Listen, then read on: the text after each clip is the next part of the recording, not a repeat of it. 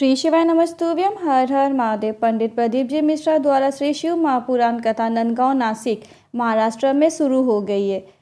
ये 7 दिवसीय शिव महापुराण कथा है जो 26 सितंबर से लेकर 2 अक्टूबर 2024 तक चलेगी। कथा आस्था टीवी और यूट्यूब के माध्यम से लाइव देखी जा सकती है। कथा का समय है दोपहर को 1 बजे से शाम को 4 बजे तक।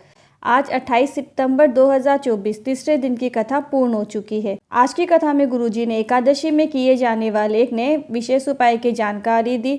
आप आज भी इस समय कर सकते हैं। साथ ही कल मतलब 29 सितंबर 2024 रात की विशेष प्रदोष है और इस दिन आपको अपने या फिर अपने परिवार के लिए कौन सा मनोकामना पूर्ति उपाय करना है जो कि गुरुजी ने बताया, बिल्कुल नया उपाय, उसकी जानकारी भी आपको इस वीडियो के अंत में प्राप्त होगी।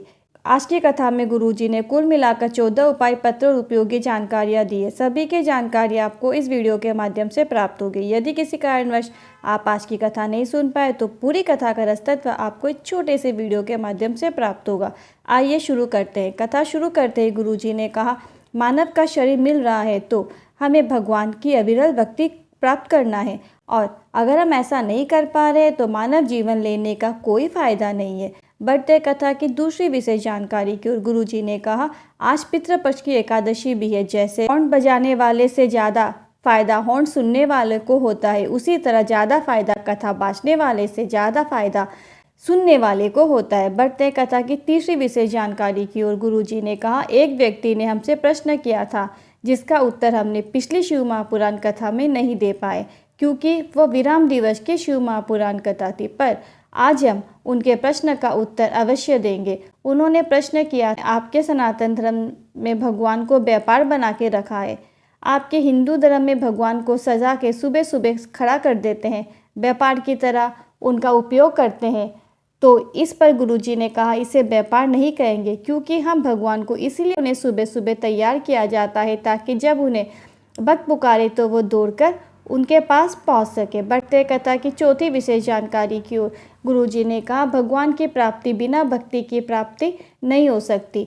अगर अंदर आपके भक्ति जागृत हो रही है तो भगवान की प्राप्ति आपको होने में देर नहीं लगती। बढ़ते कथा की पांचवी विशेष जानकारी की ओर गुरुजी ने कहा, अगर कोई भूलवश भी किसी ज्योतिर्लिंग में पहुंच जाता है, अगर कोई भूलवश भी भगवान की चौखट पर पहुंच जाता है, शिव महापुराण की कथा पर में पहुंच जाता है, अगर कोई भूलवश भी पार्थिव शिवलिंग का निर्माण कर लेता है तो महादेव स्वयं कहते हैं, लक्ष्मी जी आपका फर्ज है, उसके घर में कभी भी अन्न धन की कमी नहीं होनी चाहिए। बढ़ते कथा के छठी विशेष जानकारी की ओर कन्हैया यादव जी पत्र लेकर आए।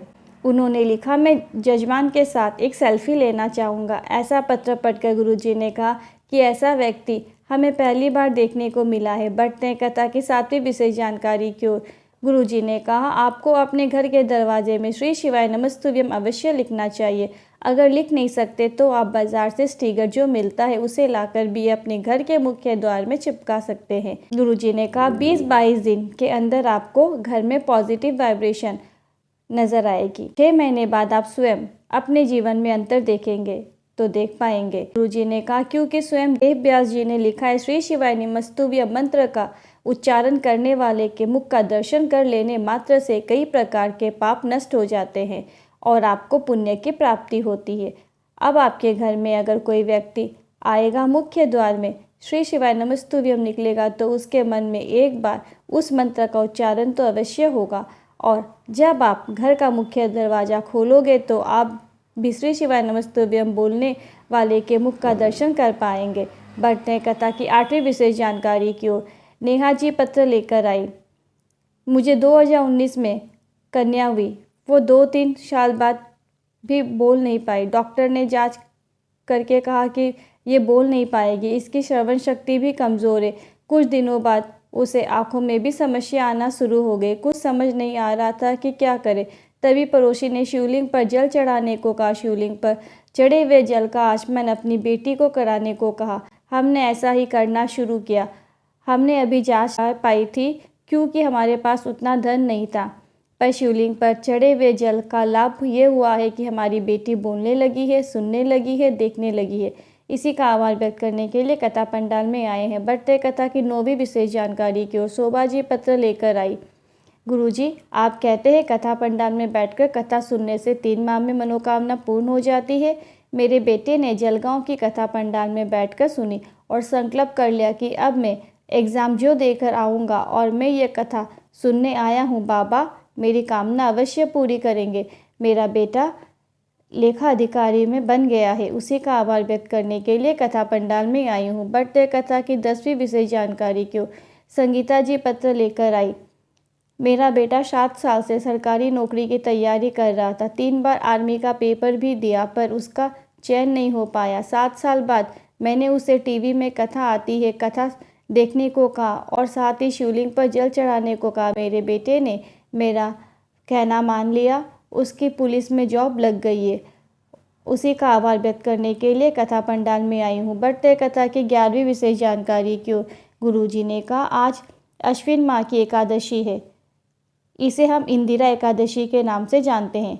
अगर आपने आज कोई दान नहीं दिया है, कोई पुण्य नहीं किया है, पर अगर आपने आज के दिन शिव महापुराण कथा सुन रहे हो तो आपके और हमारा कल्याण होगा, ये निश्चित है। बढ़ते कथा की 12वीं विशेष जानकारी की ओर गुरुजी ने कहा शिव महापुराण की कथा कहती है इंदिरा एकादशी में अगर हम भूलवंश भी गाय को एक छोटा सा टुकड़ा दे देते हैं, भूखे को भोजन करा देते हैं, प्यासे को पानी पिला देते हैं, या फिर हम भगवान की भक्ति कर रहे हैं, नाम जाप कर रहे हैं, हरि और हर को याद कर रहे हैं तो हमारे पितृ हमें आशीर्वाद प्रदान करते हैं। बढ़ते हैं कथा की 13वीं विशेष जानकारी की ओर। एक पत्र आया। मेरी बेटी 7 वर्ष की है, पर जब वह 5 वर्ष की थी तो उसका किडनी और लीवर दोनों डैमेज हो गया। गुरुदेव, ऐसा कोई हॉस्पिटल नहीं था जहां हमने इलाज ना करवाया हो, पर सभी डॉक्टर ने हाथ खड़े कर दिए। फिर हमने सीहोर कुबेरेश्वर धाम जाकर रुद्राक्ष लेकर आए और रुद्राक्ष का जल शिवलिंग पर चढ़ाकर उसका आचमन करवाना शुरू किया। आज मेरी बेटी पूरी तरीके से ठीक हो गई है, स्कूल भी जाना शुरू कर दिया है। उसी का आभार व्यक्त करने के लिए कथा पंडाल में आए हैं। बढ़ते कथा की आज की अंतिम विशेष जानकारी की ओर, 14वीं विशेष जानकारी की ओर।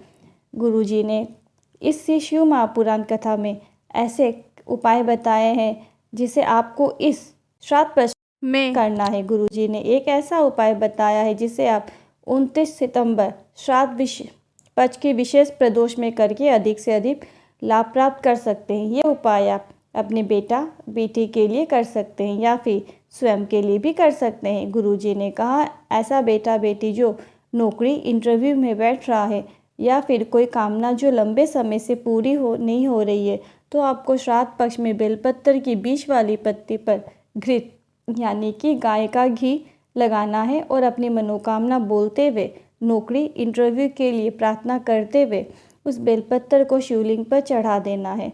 जब आप शिवलिंग पर बेलपत्र चढ़ाए तो बेलपत्र की डंडी का मुख जलाधारी की तरफ रखें। साथ ही साथ गुरुजी ने कहा है आपको अपने कर्म भी करना है, खूब मेहनत करनी है और ये विशेष उपाय आप श्राद्ध पक्ष में करना। अगला श्राद्ध आएगा उससे पहले आपकी मनोकामना अवश्य पूर्ण हो जाएगी, जो कि जॉब और इंटरव्यू से रिलेटेड होगी या एग्ज़ाम से। उपाय से जुड़े यदि आपके मन में कोई क्वेश्चन है, कोई क्वेरी है तो आप नीचे कमेंट बॉक्स के ज़रिए पूछ सकते हैं। वीडियो ज़रा भी उपयोगी लगा हो तो अधिक से अधिक शेयर करें। श्री शिवाय नमस्तुभ्यम। हर हर महादेव।